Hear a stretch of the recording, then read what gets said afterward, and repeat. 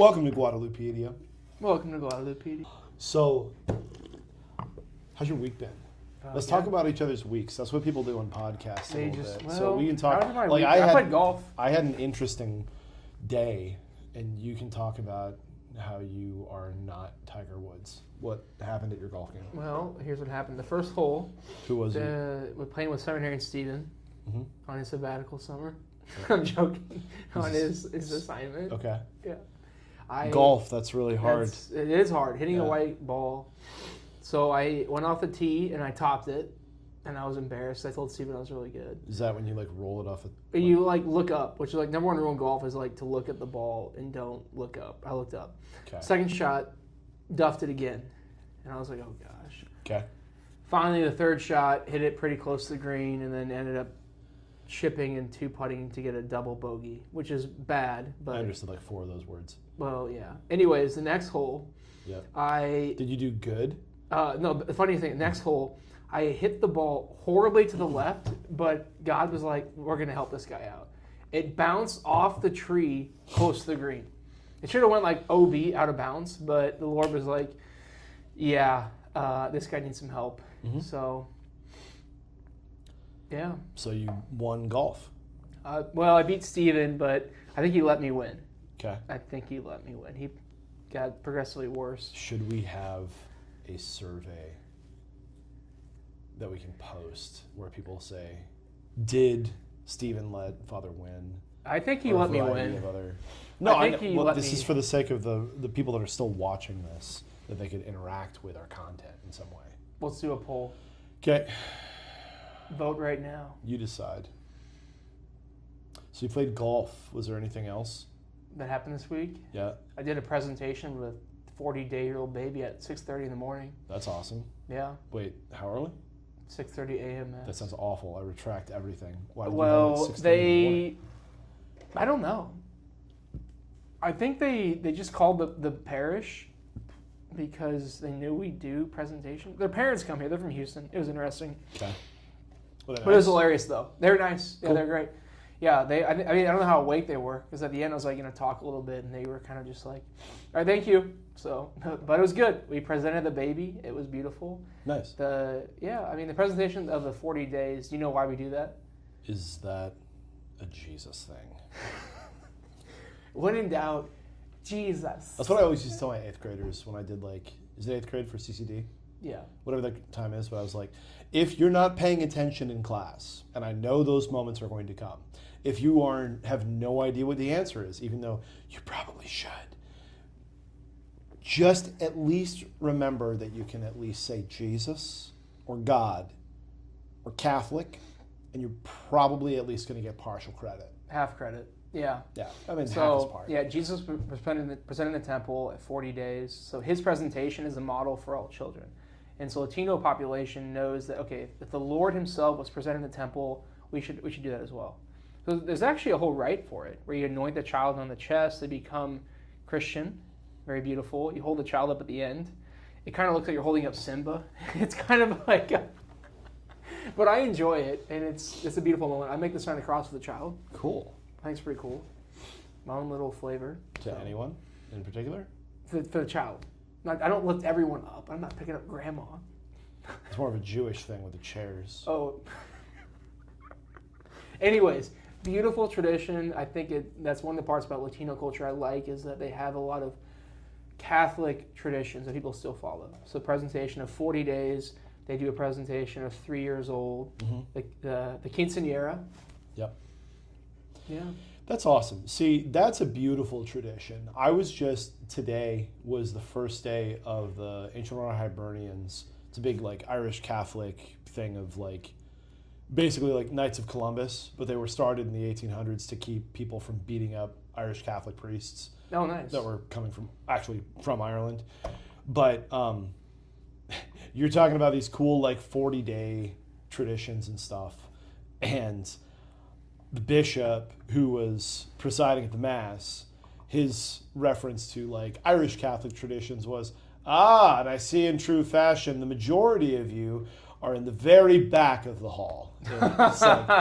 Yeah, we're all going to sit in the back. Good Beautiful. Catholics. Yeah. The cool kids all sit in the back of the liturgical bus. Yeah. Oh yeah. So this Hibernian. Hibernians. Yeah. So Hibernian convention, is it like there's evening prayer, mass? What is all involved? It's based heavily on the liturgy of the hours. Yes. No. Okay. It's so I'm not a Hibernian, so I don't know much about it. But like, obviously, big Irish cultural thing for sure. It's a national thing, and they get together once a year with all these other chapters that are all over the U.S. And because I do work in Ireland and work as a missionary there, I got to know some of the guys that are in our local Omaha chapter. And the big thing with Omaha is also that we got Father Flanagan from Boys Town. Oh, nice. So that's like a big promotional thing. So like they're going to do a visit to Boys Town and visit Father Flanagan's tomb and all that stuff, which is also cool because I was just at Boys Town like last week. Oh yeah, dude. Week. Heck yeah. It was neat. Yeah. Yeah. So, but yeah, so they have vendors that are there. And so it's one of those kind of neat things where I get a second table so I can put a full-size image of Our Lady of Guadalupe out. The whole thing. Yep. So like it's Big Mary. Yeah. Not like Little Mary's coming in. Not Baby Mary. We're doing Big Mary. Big Mama Mary. Big old Mary. Prager's. Did you bring the knives too? Yeah. People ever get freaked out by the knives? So much. So often. Because I showed the video to Steven. He was like, what's he do with the knives? Yeah. The knives. Good icebreaker. Should I get the knives? I mean, I don't know if it's a real podcast without the knives. I think that... Catch! Oh!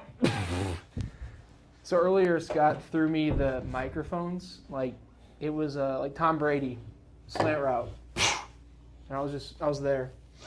I was there for it. I call that one pointy. Epic. Yeah. So, when I go to schools... You don't bring these, do you?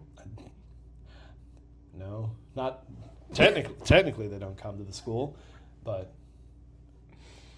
Anyways, so Hibernians, yeah, the hibernators. Nope, super sleepers. Nope, Latin for Ireland. Yeah, so I'm there, and over the next like 3 or 4 days, I'm hoping there's about 1,000 people that are there from all across the country, and I'll get to share our mission of evangelizing in Ireland through Our Lady of Guadalupe. Yeah, love it. So I'm hoping they'll be very excited about it. Our local chapter. We're super excited about it, so they invited me to come and do this right on as well. So, yeah, so it should be fun. So they ever say anything about knock?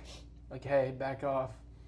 You know, I haven't gotten that yet, but like I only set up today, so I only had like 4 people come up because it was like beginning, yeah, the end of the day. But I'm sure I'll probably get some Guadalupe knockers. That's not a thing. Hey, you've been knocking on our door. Knock, knock. Who's there? Guadalupe. Boom. All right. Anyways, so good week for you. Good week for me. Yeah. Going to Steubenville tomorrow. Steubenville tomorrow. Yeah, Stubby. Okay. Let's go. Aren't we supposed to do this tomorrow? Yeah, we're doing it again. Did you forget that we had to do this tomorrow, and so we're doing it today because you forgot that you were both of them. leaving for Ohio? No, wait. I'm not going to Ohio. I'm going to Missouri. That's not where Steubenville is. Well, the conference is called Steubenville, and it's everywhere. They took over the country. Are we having a Steubenville right now? Hey, the real Steubenville was the one we found along the way. Sorry, I'm going to Steubenville on Friday. Sorry. Anyways, yeah, enough of that. So it's all good. I can't get my days straight. One day at a time, right? Mm-hmm. That's what you tell your wife, right? She tells you probably. Yep. Poco. Poco a poco. Little by little. Check out our sister podcast, Poco a Poco. No, that's... No, we don't know them. Not to promote random They podcasts. Do not want us to be affiliated with us. They're not going to accept that. Did you hear him talk about the knives? Yeah. What are we actually talking about? So we talked a lot last time about Juan Diego and his story. And the moving part about the story, we kind of just paused there, and the part about Juan Diego is that God chose a lowly man who was in his upper 50s. And very, just like throughout Scripture, think about David, sheep, shepherd, right? You look at God calls Peter a fisherman. The Lord calls Paul, who's persecuting Christians. The Lord calls all these different saints throughout history. Francis of Assisi, like people you wouldn't normally choose. And he calls Juan Diego. We talked about that a lot. Yeah. But I think today we want to talk about what actually happened. Because I think your average person is like, okay, that's really amazing, but like, what happened when Juan Diego met Mary? Yeah. Right there was birds chirping. It was Mexico City, Tepeyac Hill, December 9th. Mm-hmm. There were flowers that miraculously shouldn't be there because they're from Spain. Later on. Oh, that's later on. Yeah. No. What do I know? Anyway, so Mary appears. That's why you're here, right? Sick. Yeah. Mary appears to Juan Diego, and what does she say? First thing out of her mouth, Juanito. Juanito. Like Juanito. Padrecito? Mm-hmm. It's endearing. Yeah. So the like nerdy language term for it would be the diminutive, but it's that thing where you add a Y at the end. Johnny. Johnny. That's it. So Juan is John. Jimmy. And so, yep. Brady. No, that is not. No. Jamrog. Scotty. Hey, there's Scotty. One. That's it. So, diminutive, right? So the first thing that she says out the gate is Juanito. And what I wanted to talk about with this today a little bit was just how important that one word can be. Like Mary is she should be like of her other titles called like the patroness of like word economy. Like I should have a greater devotion to speaking more simply like Mary does. Because with one, thank you for agreeing with that. The Our Lady of Word Economy. Yeah. Add that to Litany of Loretto. Well, Our Lady, cause of our joy. Our Lady, cause of word economy. So, word economy. A fascinating talk. This will take 3 hours. No. Juanito, though, it's fascinating because the literal translation for this is Johnny, right? So it's just kind of a pet name, kind of cutesy little thing. But like in so many other situations with Our Lady, she uses a few words, and those words are simple but deep, profound, right? Like half of like the prayers in the Rosary, like the Hail Mary and all that, is just a couple of sentences that were so important that we've meditated on them for the last 2,000 years, right? So in that same spirit, with Juanito, there's like more than meets the eye in here, right? So for the Aztecs, when they're speaking the native language of Nahuatl, that language, when you use the diminutive, when you use a like cutesy pet name on the end of it, it not only conveys what it does for us, where it's kind of like, you don't call your boss, Stevie or Scotty or Johnny, Father Billy. Yeah, probably not going to call him Father Vaughn, Father Billy. Yeah. Guillermoito.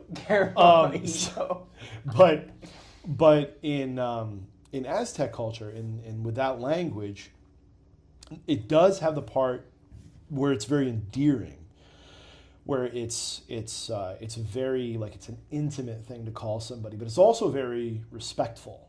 So somehow it's both casual and really respectful at the same time.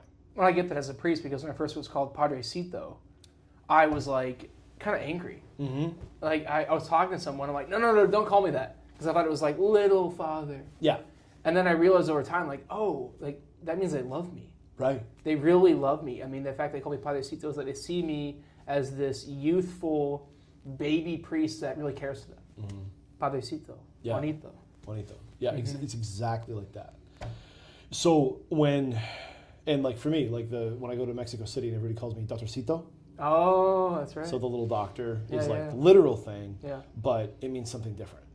Something that's more beautiful. And a really cool way of thinking about it, or a really helpful way I've found to think of it, is like if you have a nickname or a pet name that like, your mom or your dad or your grandparent or your boyfriend, girlfriend, spouse, something that they like call you, and it's like it's so kind of sweet, sickeningly kind of sweet and intimate kind of thing, that it's like you'd be embarrassed to be called that in public. Yeah. But like when they call you that, it's like no, but I kind of love it when you do that. That sort of thing. Mm-hmm. So it's got that quality to it too, is the intimacy that's there. But the reason that it's so important here is that when Juan Diego is ascending the hill for that first encounter with Mary, it's this juxtaposition of both bigness and like grace and beauty and the enormity of God. And yet at the same time, intimacy, specific, just you and me, right? So you end up, as he's going up the hill, in the details there, just he looks and the stones look like they're glowing, and the cacti are shimmering like emeralds, and the song of the birds is getting more complex and beautiful, and he thinks that he may have like already died because it's such an intense and beautiful experience. And then in the midst of that is it's like crescendo as he's literally going up the hill, going farther from earth and closer to the sky physically. Spiritually, he's coming to this climactic moment, and then there's Mary right there, glowing and looking gorgeous, beautiful, amazing, awestruck. And the first thing that she says is this little like Juanito thing. So it's not just that God like is all powerful, all knowing, infinite, all this other stuff. He also like knows about you, cares about you, and in one word, what Mary does, reflecting that same nature that we get from the intimacy with Christ, is she's saying, this might be the first time that you are seeing me. But for me, this is not the first time that I'm seeing that's you. That's it. Right? And so that's why when we laid the groundwork last episode about like he's 57, when he's 45, he watched as the Spaniards came, and then the entire Aztec Empire was conquered. Like the cultural ramifications of how crazy that must have been were enormous. The fact that like he was married and he lost his wife, he was a convert to a new faith, his wife converted with him. Like you'd kind of hope that when you convert to a new faith that maybe things would go kind of well for a while, and like maybe things are all gonna be all A-okay all the time. And then like somewhere in the newness of his first few years as a Catholic, like his wife passes away, and you can just like picture the heartbreak of the man like praying for he's got no kids, praying for his wife as she's on her deathbed, just like, please don't go. All those painful moments, whittling it down to him just doing that commute on this Saturday morning to go to catechesis and mass. And immediately with one word, all those thoughts of maybe God wasn't here, maybe God wasn't listening, maybe God doesn't care, maybe I'm not good enough for God to care about me or listen to me or any of that stuff. In one word, she communicates, you're not alone, and through all of that and all the doubts you've had, I've been here. And I am here now. Am I not here who am your mother?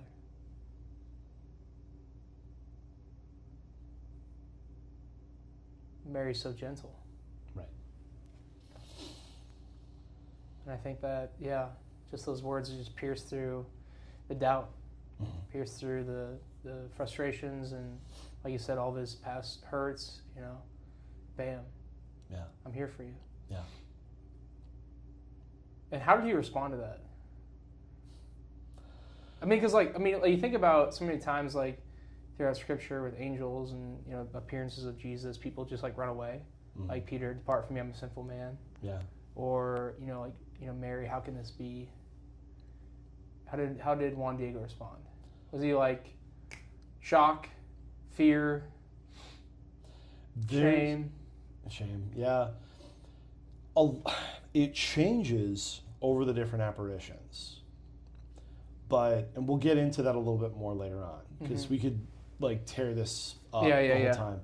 But suffice it to say, he stays, and he also reciprocates by using like kind of those same kind of pet names or intimate titles to refer to her, like my littlest girl, my beautiful daughter, my youngest little one, like those same kind of things where it's like you're talking to Mary, the Mother of God, and like for a variety of reasons, including the fact that she was alive 2,000 years ago, like, or 1,500 years ago at this point. It's like calling her your youngest daughter is kind of like, it's a strange thing to do, but it's that same like reciprocity that's there of like, there's a familiarity that's really neat to see. We'll get into more of it. Yeah. But suffice it to say, he stays. Yeah. He stays. And it's in that first apparition that she then makes the famous request that's really the key to the entirety of the Guadalupe narrative. Dang. Which is... The entirety of it? No, the request that Mary makes. Oh, the request that Mary... the request that Mary makes is so... when you think about it, it leads you to a place of just like awe. Mm. Because, she doesn't request anything to honor her. It's not like a shrine to Mary. Yeah. And that's why I was just thinking for a second of just, I thought about this a lot in my life for a while, but like the request Mary makes is for a church to be built. Yep. In honor of her son. Yeah. And not just any church, a Catholic church. Yes. And that's what I always remind people of in marriage prep all the time. Or like I meet people who are Latino, and I'm like, hey, do you know the story of Guadalupe? And they go, oh, yeah. And I go, what did Mary ask Juan Diego to do? Right. Very, most basic level. And they're like, I don't know. People think they know the story, but they don't know what did Mary ask? Right. You go back to Matthew 16:18, Jesus says, you are Peter, upon this rock I'll build my church. Mm-hmm. The Lord gave us the command to build a church back in Scripture. Give you the keys of the kingdom, Matthew 16:18. So the church is what gives us the abiding presence of Christ, and that's what Mary asked Juan Diego to have built. Right. To honor her son. Right. For his glory. There's just something that's so beautiful about that with, as I'm a convert, as you know. And so, like, so much of the stuff, like, growing up in the Southern Baptist tradition with things, it's, like...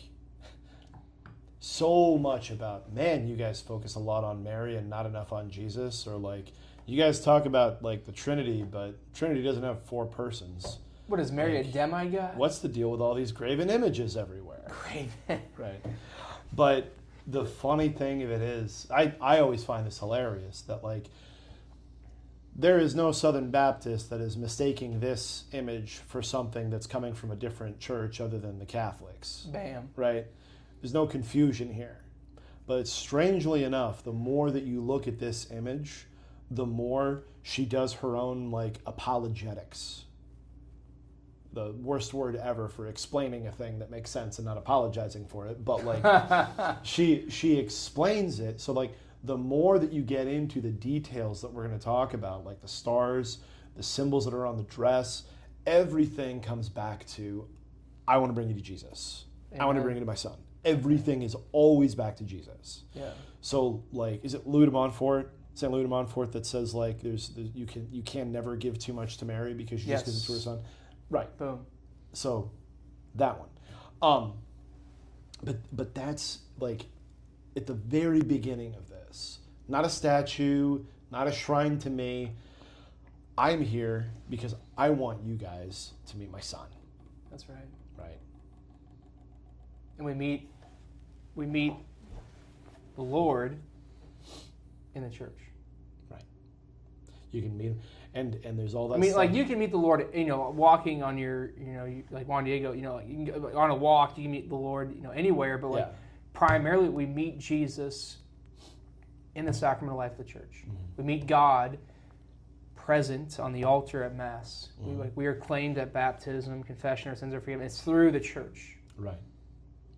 That we have holy orders, we have marriage, we have confirmation, we have so we have the sacramental life of the church is what really gives us eternal life, principally. Yes. It's through the sacraments. And so, not arbitrary, the church. No. And that's when people, so often they're like, I grew up hearing a lot of this from family and stuff, the whole thing of like, Yeah, you guys go to church. I worship God in my own way. And it's like, you're just staying home. You're just sleeping in. You're not like... You're just being lazy. You're not, just call it out. I call it out all the time. I meet people for godparent interviews, for marriage prep. Yeah. They're like, oh, I talked to Jesus on my own.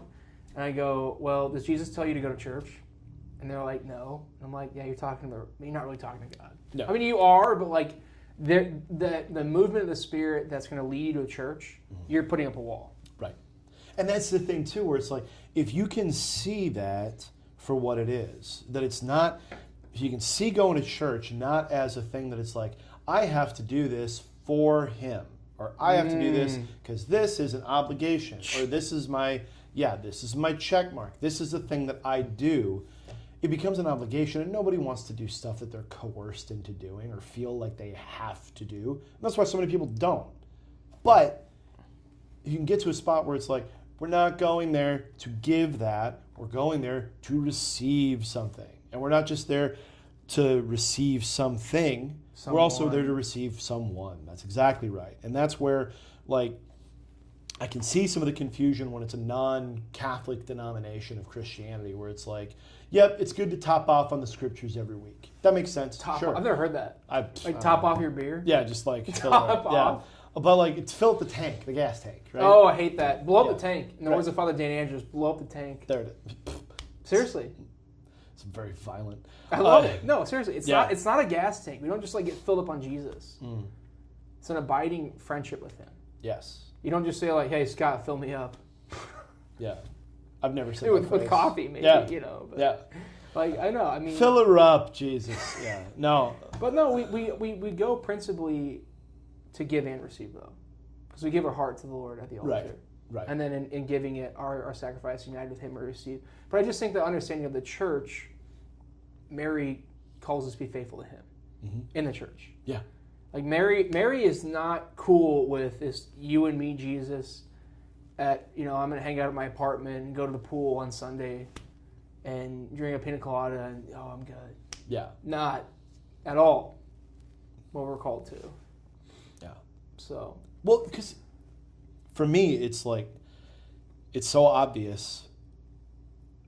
It's like, because I had to go through all the classes and go through all the process and all this other stuff. OCA, or back in the day, RCA. RCIA, yeah, back in the day. Rebrand. OCA. Yeah, it's working. Everybody's coming now. But they are in record numbers. But anyway, but the point being the Eucharist, the source and summit of our faith. The whole thing being that, like, you go there because, like, if you only eat once a week, you're gonna, like, you might starve to death. If you at least don't eat once a week. And so too, the spiritual death of, like, you need to receive Jesus. Like, the whole idea being that we show up for church, and it's not that we, like, go there so that we can just do our thing on Sunday, but, like, we are receiving that nourishment so that we can then go and be sent out with Him into the places where it's like, you're not going to go and hang out at somebody's cubicle at their office and start talking about Jesus.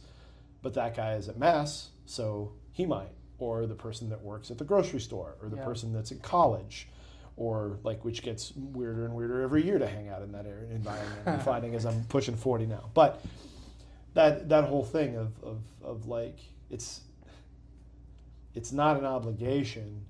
It's like, it's the church saying, as like a physician almost, it's like, you need to eat at least once every 7 days, right? At least. Yeah. Yeah. So, like, if you have a reason not to go because you can't go, then, like, fine. But it should be not be the norm that you're finding excuses to starve to death spiritually. And those things are, like, rare. Right. Blizzard, tornado, seriously sick. Sharknado. This was great. I enjoyed it. Do we know what we're talking about next week? Off the top of our heads? So tune in next week, and we're going to go in more depth into the apparitions of what appeared. Awesome. What appeared? Who appeared? Jesus. Jesus' lamb appeared? In Mary's tumbers. Our battery has 2% left, foresight on our part, but we're going to go ahead and wrap this for this week. Thanks for joining us, and stay tuned for the next episode of Guadalupedia. Tune in.